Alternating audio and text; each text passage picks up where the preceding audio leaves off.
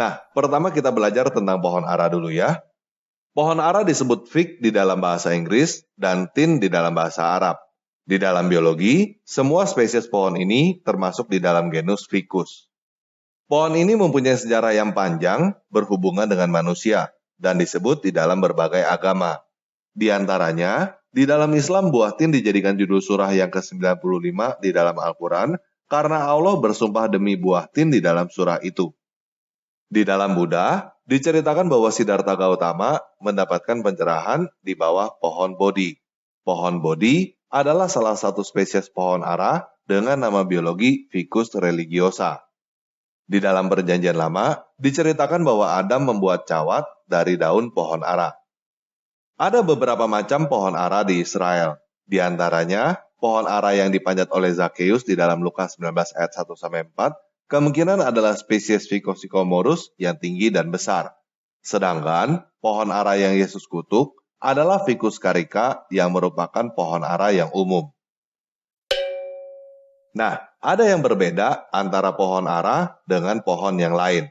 Pohon ara menghasilkan 2 panenan dalam setahun, yaitu sekitar bulan Juni dan sekitar bulan September. Namun, kuncup buah ara sudah mulai keluar bersamaan dengan daun ketika memasuki musim panas. Itu sebabnya, Yesus berkata di dalam Matius 24 ayat 32, "Tariklah pelajaran dari perumpamaan tentang pohon ara.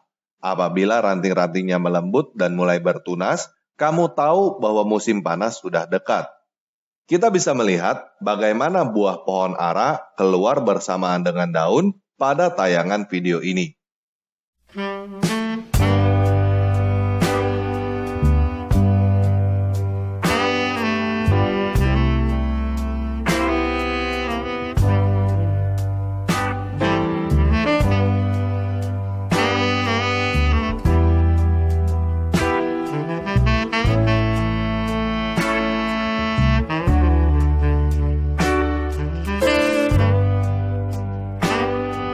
Nah, musim panas di Israel dimulai kira-kira pada bulan April. Pohon-pohon ara di Israel sudah mulai mengeluarkan kuncup dan daun pada bulan Maret. Jadi, apakah sebuah pohon ara akan menghasilkan buah yang matang pada bulan Juni? Sudah diketahui sejak bulan Maret apakah pohon itu mengeluarkan kuncup buah.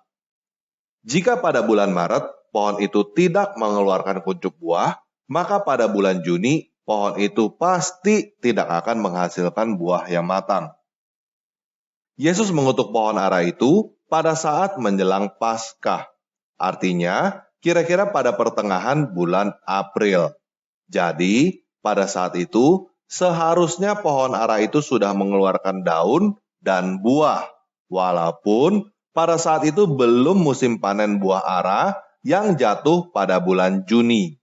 Tetapi yang didapati Yesus adalah pohon ara yang hanya mengeluarkan daun saja.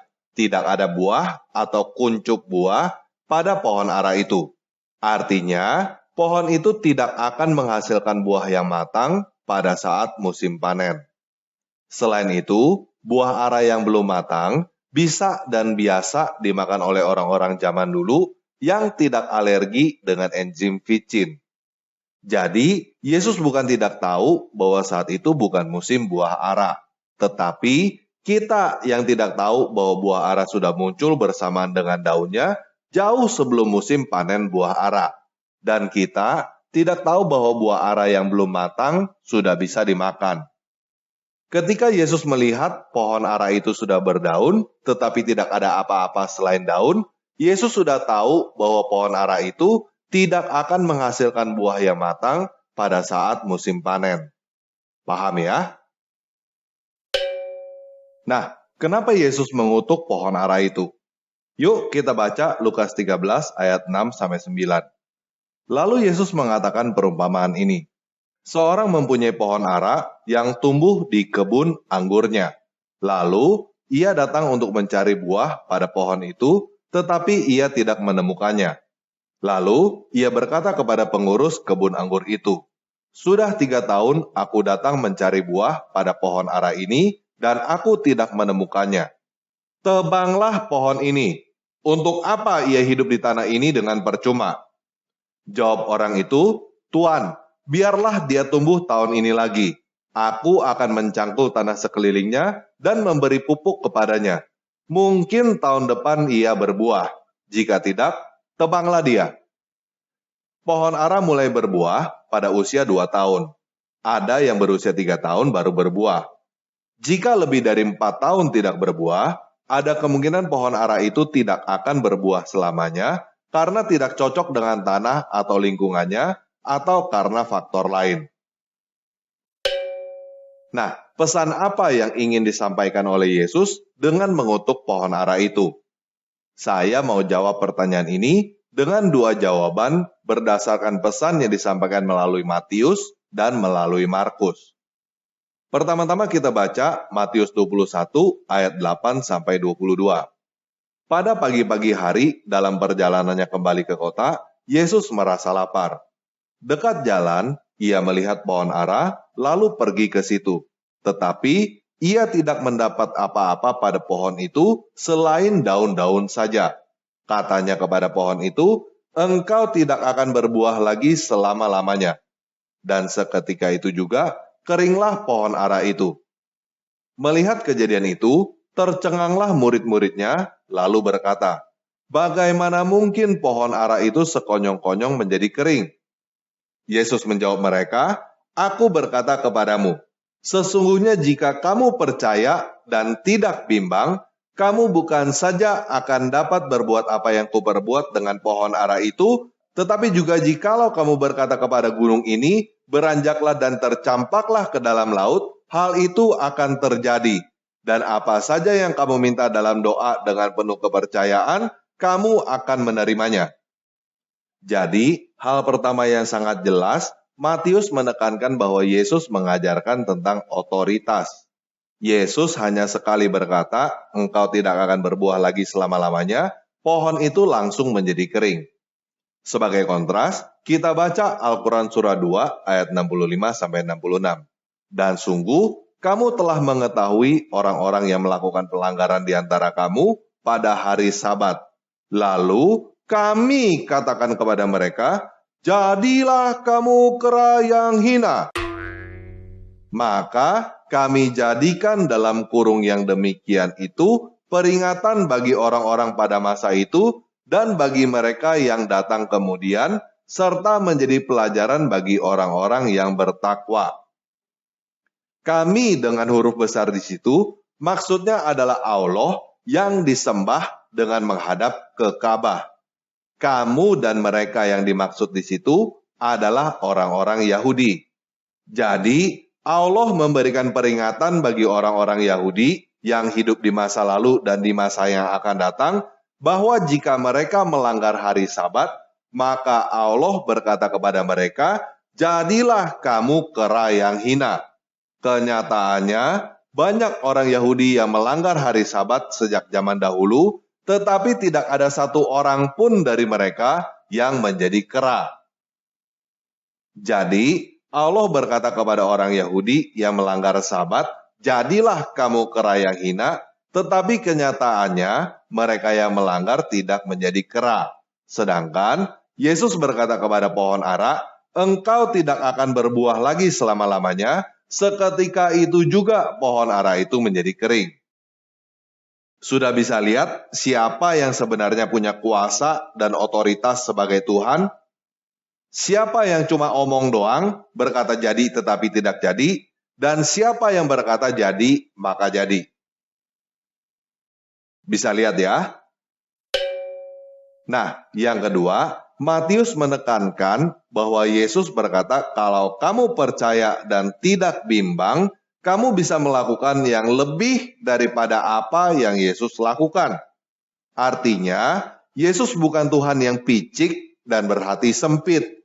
"Gue yang paling berkuasa loh, gue yang paling hebat loh, lu semua tidak ada yang boleh lebih hebat daripada gue."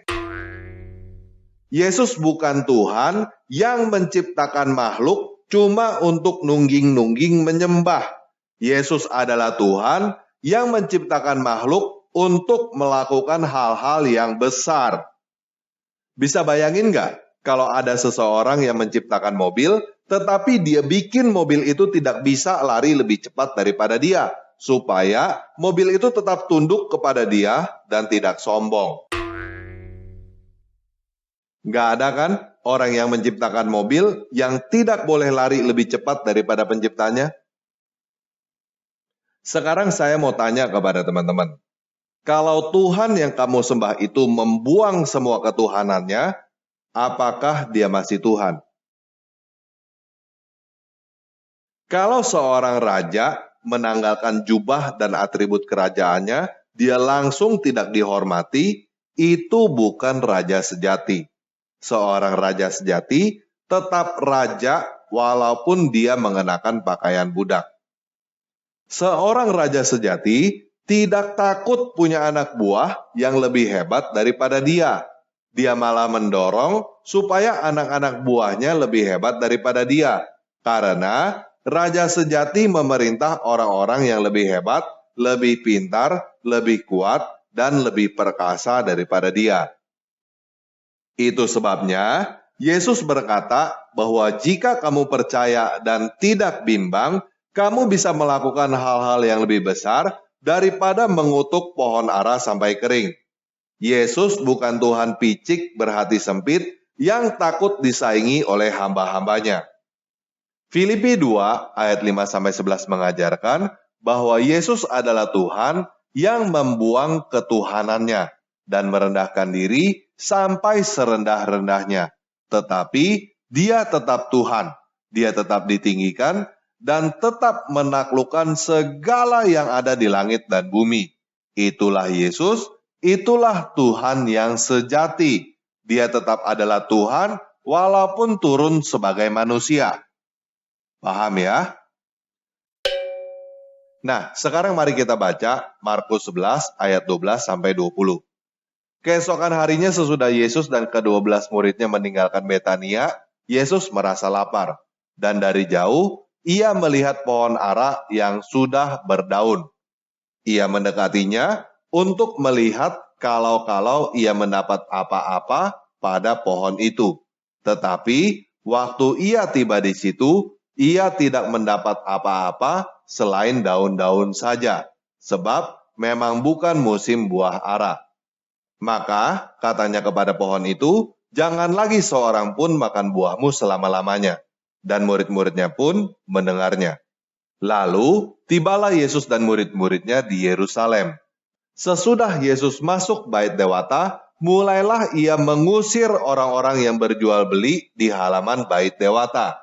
Meja-meja penukar uang dan bangku-bangku pedagang merpati dibalikannya. Dan ia tidak memperbolehkan orang membawa barang-barang melintasi halaman bait dewata. Lalu ia mengajar mereka. Katanya, bukankah ada tertulis, rumahku akan disebut rumah doa bagi segala bangsa. Tetapi kamu ini telah menjadikannya sarang penyamun. Imam-imam kepala dan ahli-ahli Taurat mendengar tentang peristiwa itu, dan mereka berusaha untuk membinasakan dia, sebab mereka takut kepadanya, melihat seluruh orang banyak takjub akan pengajarannya. Menjelang malam, mereka keluar lagi dari kota.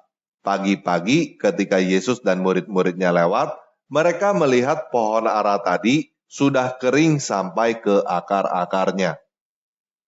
Jadi, Markus menekankan peristiwa Yesus mengusir orang-orang yang berdagang di halaman bait dewata yang terjadi bersamaan dengan peristiwa keringnya pohon ara.